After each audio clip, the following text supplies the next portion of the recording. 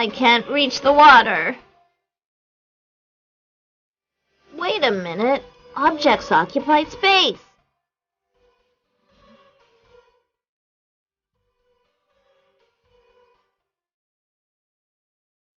These centimeter plastic cubes will occupy space in the water and make the level rise. The more plastic cubes there are in the water, the higher the water level.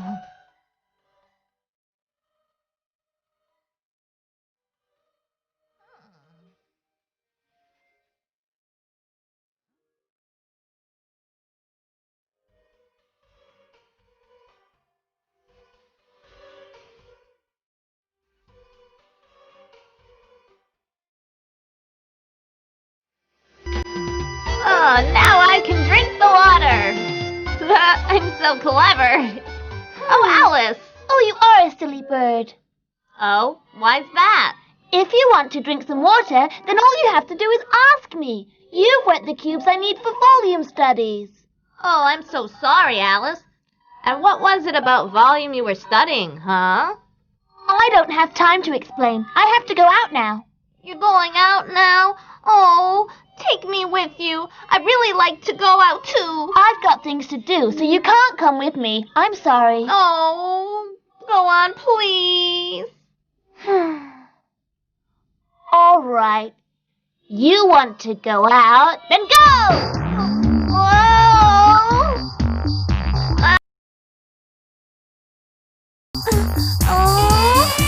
Here I am. Huh? You really have to stop scaring me like that. Well, I thought you had things to do, so what are they? Oh, my teacher's given me 2 stones. I have to find out how big they are. I have to come up with an idea for an appropriate way of measuring their volumes and surface areas. Look, there's a shopping mall. We can get some ideas there. Yeah, good idea.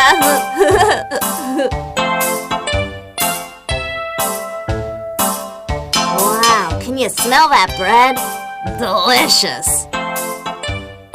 Huh? When a square loaf is cut with a slicer, every slice of bread has the same shape. And circular bread can be cut into circular slices too.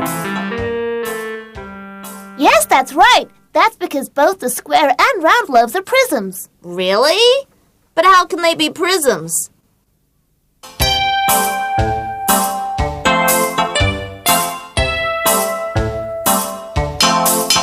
Oh, so that's how you recognize a prism. Oh. Ooh! Yes, she's quite...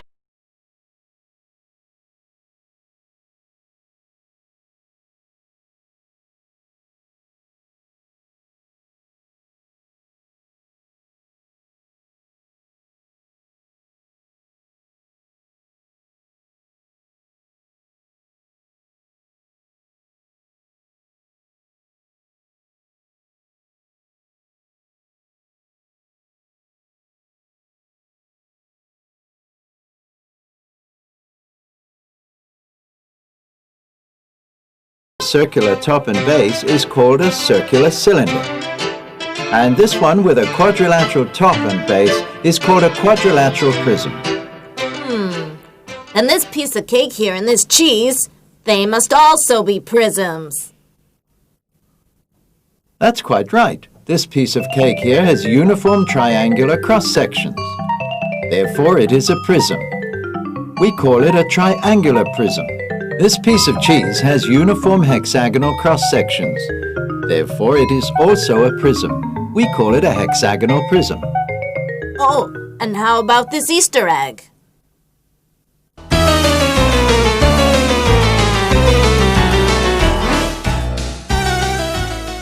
The sizes of the cross-sections from one end to the other are not uniform in this case, so the Easter egg is not a prism. Tell me, what about you, bird? Are you a prism? Let me see. No, wait! You can't cut me up into pieces. I promise, I'm not a prism. Honest, I'm not.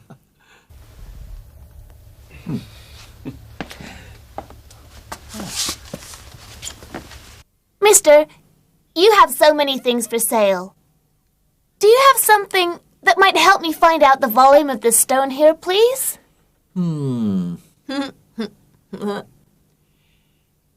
This container and the displacement method. The displacement method? Partly fill the container with water.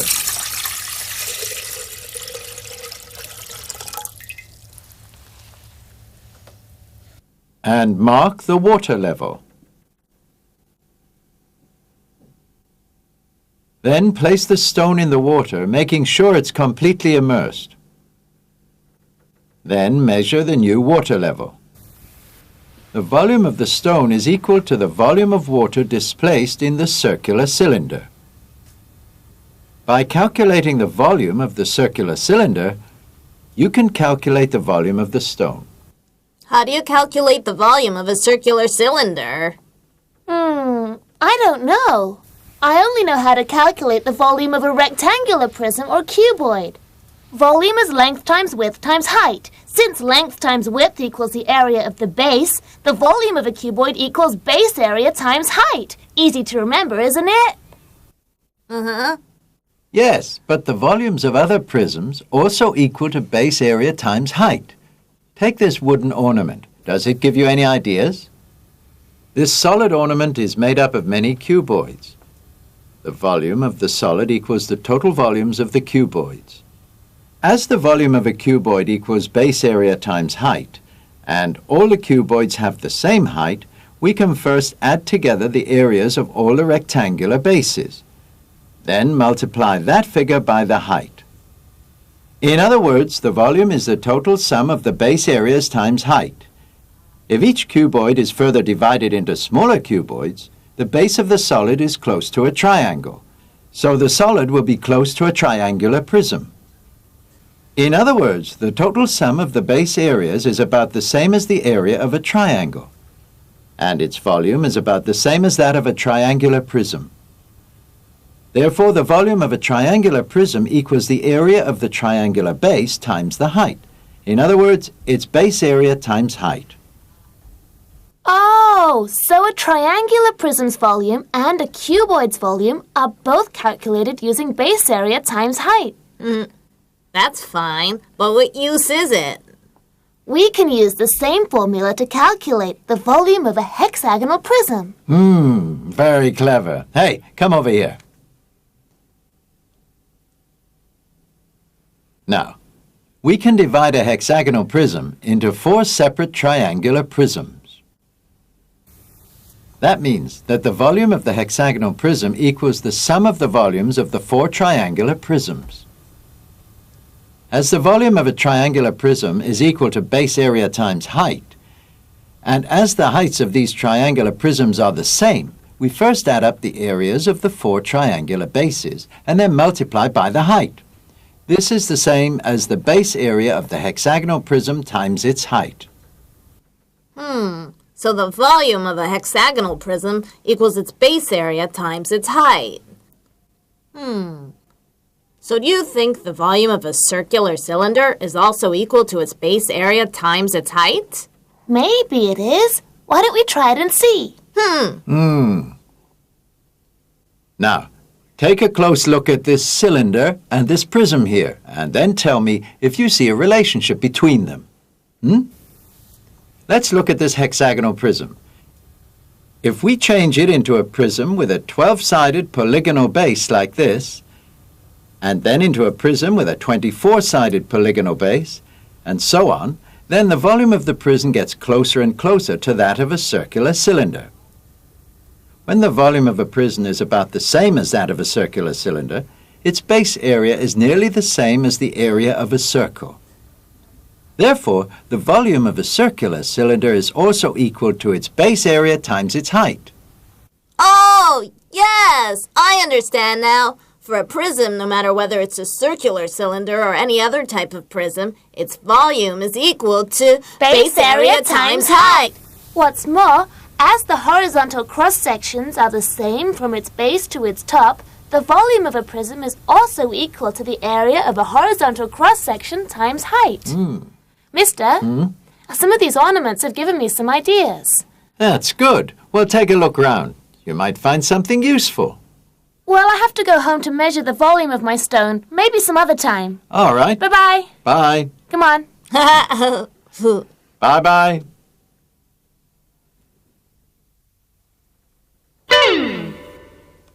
I forgot to drink anything before I went out. I think I'll drink this fruit juice.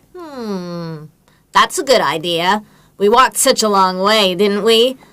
The label on the side of that can says it contains 330 milliliters. How can we be sure? Let me think a moment. Well, you could work it out for yourselves. Look, this can here is a circular cylinder. Just use the formula for calculating a cylinder's volume, and you'll have the volume of your can. The volume of a circular cylinder equals its base area times its height. The base area is the area of a circle. That is, pi times the radius squared. Therefore, the volume of a cylinder equals pi times the radius squared times its height. If we use r to represent the radius and h to represent the height, then the volume of a circular cylinder becomes pi times r squared times h. Luckily, I have my calculator and tape measure with me. Let me measure the radius and height of the can. The height is about 12 centimeters. The diameter is about 6 centimeters, so the radius is about 3 centimeters. Therefore, the volume of this can is pi times 3 squared times 12 equals about 340 cubic centimeters. 340 cubic centimeters is 340 milliliters, which is a lot of juice, isn't it? What do you think? Am I an expert at calculating? Yes, you're brilliant. Do you hear that? I'm brilliant! Hooray! All right, that's quite enough of that. Now get out of here, you hear? Yes, madam.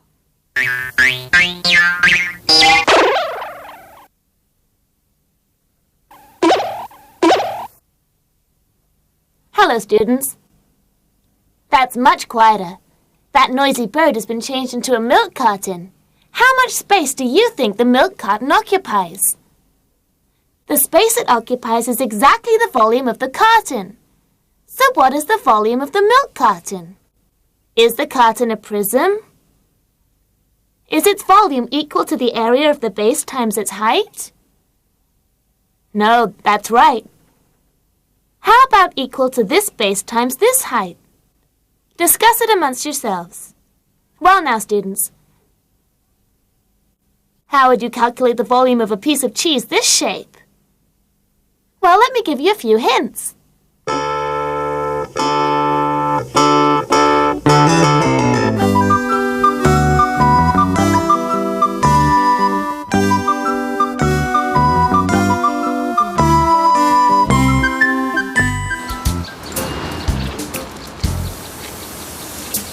Oh, I have the smell of milk all over me. I have to go home and take a shower quickly. I hope that teaches you to behave yourself. Oh, look at this. He's the king of the dried mandarin skins. He can peel a mandarin quicker than anybody else. When the skins of the mandarins are spread out flat, they're all different sizes, of course. But do you think that the sizes of the skins reflect the sizes of the mandarins? I've no idea at all. You don't? Then why don't you ask? When the skin of a mandarin is spread out, it forms the net of the mandarin's surface, just like the nets of the surfaces of these prisms. Can you tell me what use a net has? Why ask me? Why don't you ask the king of mandarin skins? The area of the net equals the surface area of the solid. The net of the cuboid represented here is made up of 6 rectangles. 2 of them are the base and the top of the cuboid, while the other 4 are the side faces of the cuboid. Therefore, the surface area of the cuboid equals the sum of the areas of these 6 rectangles. If we take the lengths of the cuboid sides as A, B, and C respectively, then the length of the sides of the rectangles are, and the areas of each rectangle are. Therefore, the surface area of the cuboid equals 2 times AB plus BC plus CA. I get it. Now then let me try to find the surface area of a hexagonal prism. Tell me if I'm right. The net of a hexagonal prism looks like this. It has a hexagonal base and top and 6 rectangular faces. The surface area equals the total area of base and top plus the total area of faces. So in this case, the surface area equals the areas of 2 hexagons plus the total area of 6 rectangles. You learned quickly. You're a clever bird. All right, let me try one. Let's assume that the radius of the base of a cylinder is r, and the height of the cylinder is h. When the curved surface of the cylinder is spread out, it forms a rectangle. Its length equals the circumference of the circular base, that is 2 times pi times r. Its width equals the height, h, so the area of the curved surface equals 2 times pi times r times h. In other words, 2 pi r h.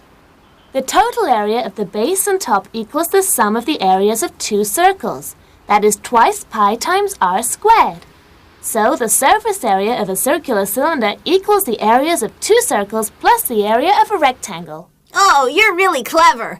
Well then, if the surface area of one prism is bigger than that of another one, does it mean that its volume will be bigger too? I have to go now. Do me a favor. I need a carton. Could you make one using this piece of cardboard? That's easy. I'll use the cardboard to make a large rectangular box. The first thing to do is divide the cardboard into 5 equal parts. The width of each part will be 0.3 meters. Then we take the 4 complete parts to make up the side faces of the cuboid. Next, we cut 2 squares with sides 0.3 meters long from the remaining incomplete part. These form the top and base of the cuboid. We end up with a cuboid measuring 0.3 meters long, 0.3 meters wide, and 1 meter high. The volume of this cuboid is 0.09 cubic meters, and its surface area is 1.38 square meters. That's very good. But you missed something. Huh? Look, it's my teacher. Amongst others. Well, anyone you recognize? Oh, so then it's you who've been helping us to find the volume and surface area of a prism. Of course it is. Now, one more question for you. Is there another way to divide this piece of cardboard and make a carton whose volume is larger than the first carton? Maybe. Let me think. Yes, I can divide it up this way. I use 2 squares with 0.5 meter sides as the base and top of the cuboid, and 4 rectangles of 0.4 meters times 0.5 meters each as the side faces. This will give me a cuboid 0.5 meters long, 0.5 meters wide, and 0.4 meters high. That's very clever. Hooray! I did it! All right, that's quite enough. Now be off with you. Yes, sir. Where is she? Where is she gone to? I'm right here, silly. Can't you see? Oh, I was afraid you disappeared. Hey, what was that?